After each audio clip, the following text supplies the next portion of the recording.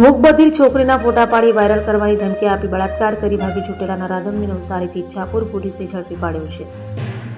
Surat police commissioner Anupamsinh Gehlot, ખાસ police commissioner Damor, નાયબ police commissioner Barwal અને મદદનીશ પોલીસ કમિશનર એમ ડિવિઝનની સૂચનાને લઈ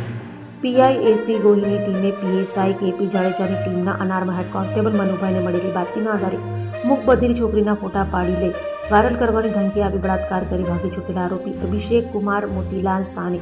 નવસારી ખાતેથી ઝડપી પાડી સળિયા પાછળ ધકેલી દીધો હતો. સુરત શહેરની સૂચના જે મહિલાઓની સુરક્ષાને લઈને આપવામાં આવેલ હતી કે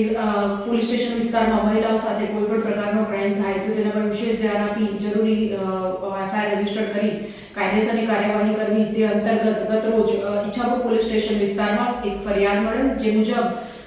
એક મહિલા જે મૂકબધિર છે અને તેની સાથે તેના પડોશમાં રહેતા યુવાને બળાત્કાર ગુજારેલ હતો, જે અંગે મહિલાએ અત્રે ફરિયાદ કરતા મૂકબધિર ભાષામાં જે નિષ્ણાતો હોય એવા દુભાષિયાની મદદ લઈને પોલીસ ઈચ્છાપુર પોલીસ સ્ટેશન દ્વારા આ બાબતે ગુનો દાખલ કરવામાં આવેલો હતો અને જે આરોપી છે અભિષેક કુમાર મોતીલાલ શાહ, જે આ ગુનો આચરીને ભાગી ગયેલ હતો, તેને ગુનો રજીસ્ટર કર્યા બાદ ગણતરીના કલાકોમાં ઈચ્છાપુર પોલીસ સ્ટેશન દ્વારા નવસારી ખાતેથી પકડીને ગતરોજ ધરપકડ કરી આગળની કાયદેસરની કાર્યવાહી હાથ ધરેલ છે.